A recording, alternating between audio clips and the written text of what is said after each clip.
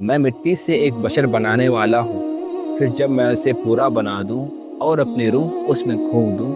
اسی لیے آدم کی اولاد میں ہر قسم کے رنگ اور مزاج پائے جاتے ہیں، جیسے کہ سرخ، سفید، سیاہ، نرم، سخت، اچھے اور برے۔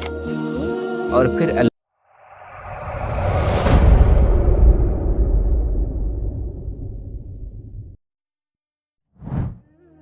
صحیح مسلم میں رسول اللہ صلی اللہ علیہ وسلم نے فرمایا کہ فرشتے نور سے پیدا کیے گئے، جن آگ سے اور آدم علیہ السلام مٹی سے۔ اس سے معلوم ہوتا ہے کہ سب سے پہلے فرشتے پیدا ہوئے، پھر جن، اور آخر میں انسان۔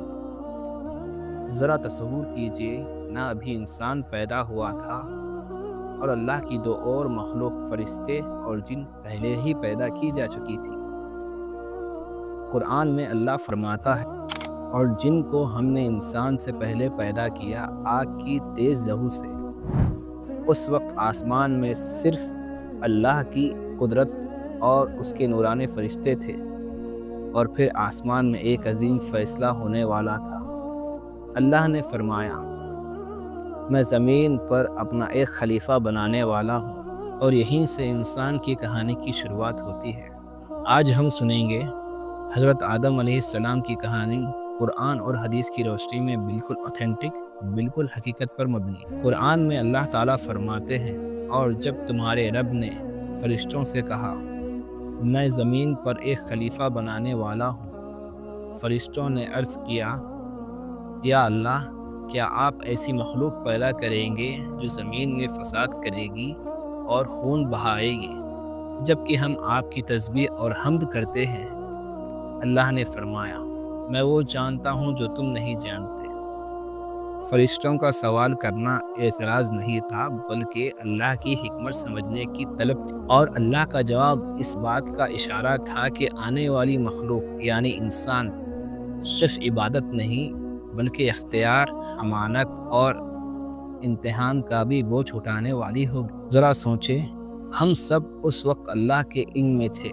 ہماری زندگی، ہمارے فیصلے، یہاں تک کہ ہماری تقدیر، سب اللہ کے علم میں پہلے سے موجود، اور پھر اللہ نے ہمیں اپنا خلیفہ بنانے کا فیصلہ کیا۔ یہ صرف عزت نہیں، یہ ذمہ داری بھی ہے۔ قرآن میں اللہ تعالیٰ فرماتے ہیں، اس نے انسان کو سوکھی مٹی سے پیدا کیا، اور دوسری جگہ فرمایا ہے، میں مٹی سے ایک بشر بنانے والا ہوں، پھر جب میں اسے پورا بنا دوں اور اپنی روح اس میں پھونک دوں تو تم سب اس کے آگے سجدہ کرنا۔ حدیث میں آتا ہے، آدم علیہ السلام کو بنانے کے لیے اللہ سبحانہ و تعالی نے آدم کو پوری زمین سے لی گئی مٹی سے پیدا کیا۔ اسی لیے آدم کی اولاد میں ہر قسم کے رنگ اور مزاج پائے جاتے ہیں، جیسے کہ سرخ، سفید، سیاہ، نرم، سخت، اچھے اور برے۔ اور پھر اللہ نے اپنی روح پھونکی، ایک بے جان مٹی اور رب کے حکم سے ایک زندہ انسان۔ یہ ہے ہماری اصل۔ حدیث میں آتا ہے، نبی علیہ السلام نے فرمایا، اللہ تعالیٰ نے آدم علیہ السلام کو اپنی صورت پر پیدا کیا، اور ان کی لمبائی 60 ذراع تھی۔ جب اللہ نے ان کو پیدا کیا تو ان سے فرمایا، اس جماعت کے پاس جاؤ جو وہاں بیٹھے ہوئے فرشتے ہیں، اور ان کو سلام کرو، اور دیکھو وہ تمہارے سلام کا کیا جواب دیتے ہیں، کیونکہ یہی تمہاری اور تمہاری اولاد کا طریقہ سلام ہوگا۔ پھر آدم علیہ السلام نے جا کر کہا، السلام علیکم، تم پر سلامتی ہو۔ فرشتوں نے جواب دیا، وعلیکم السلام ورحمۃ اللہ، تم پر سلامتی ہو اور اللہ کی رحمت بھی۔ انہوں نے رحمت اللہ کا اضافہ کیا۔ پھر رسول اللہ صلی اللہ علیہ وسلم نے فرمایا، جو شخص جنت میں داخل ہوگا اور وہ آدم علیہ السلام کی صورت پر ہوگا، ان کی لمبائی 60 ذراع ہوگی۔ پھر اس کے بعد آنے والی نسلیں دھیرے دھیرے قد میں چھوٹی ہوتی چلی گئی، یہاں تک کہ آج کے حالت تک پہنچ گئی۔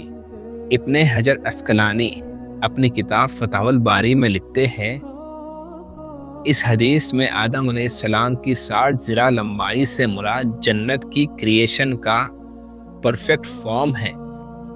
دنیا میں نسلیں چھوٹی ہوتی چلی گئی، یہ اللہ کی حکمت سے ہوا، اور اللہ نے آدم کو اپنی صورت پر پیدا کیا کا مطلب اللہ نے آدم کو وہ صفاتیں دی جو انسان کو آنت دیتی ہے، جیسے سننا، دیکھنا، بولنا، ارادہ، مگر اللہ کی صفتیں انفینائٹ ہیں اور انسان کی لمیٹڈ۔ ہم کسی بھی رنگ کے ہو، کسی بھی ملک کے ہو، کسی بھی دور میں ہو، ہماری اصل ایک ہی ہے، مٹی، اور ہماری عزت صرف اللہ کے قریب ہونے میں ہے۔